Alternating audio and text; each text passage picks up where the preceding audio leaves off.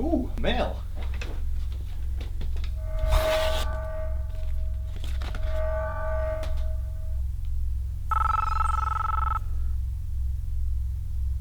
Hello? Hello, Neo. Do you know who this is? What? No. You may have spent the last few years looking for me, but I've spent my entire life looking for you.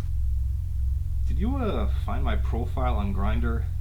Is that what this is about? I imagine that right now you're feeling a bit like Alice. So, this is about Grindr. Well, let me ask you this. Why didn't you just contact me on there instead of FedExing me a phone? Have you ever had a dream that you were so sure was real? Look, I'm not into all this existential crap, so, well, I just have one thing to ask. Where did you get this phone? I mean, it's tiny.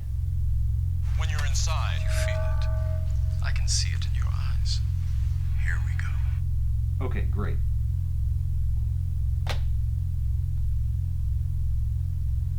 What a weird day.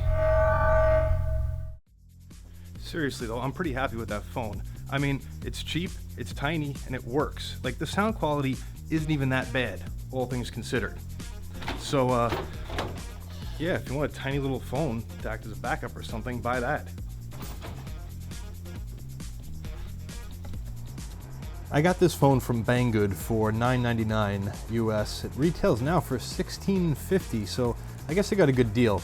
Comes in this nice card phone box carrying case booklet thing.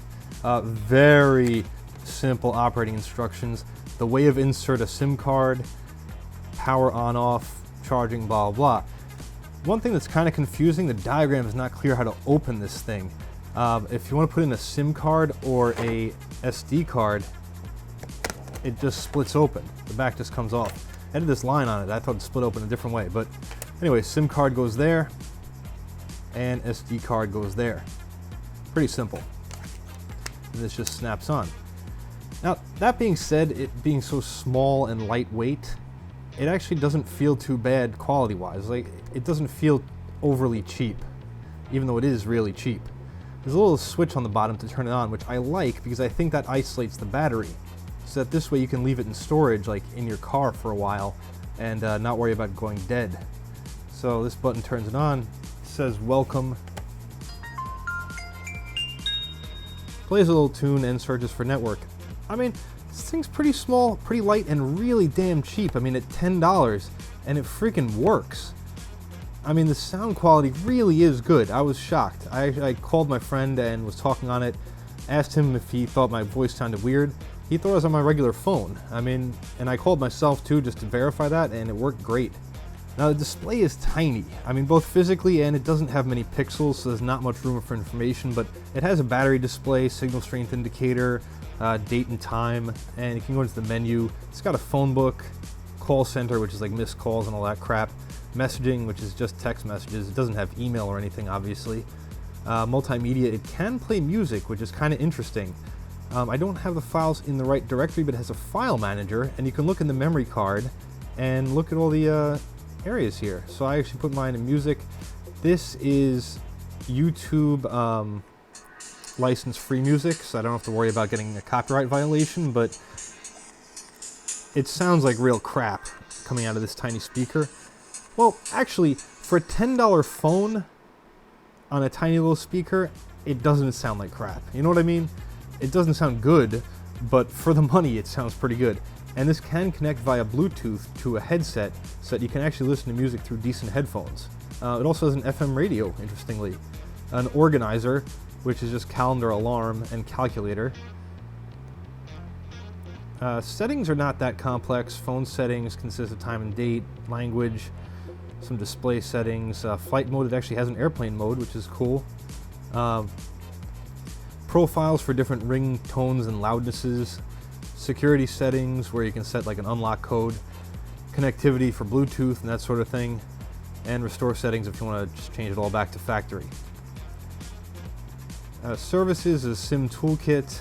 Currently not available. I don't know what that's supposed to do, but it doesn't do anything, and that's the only thing in there.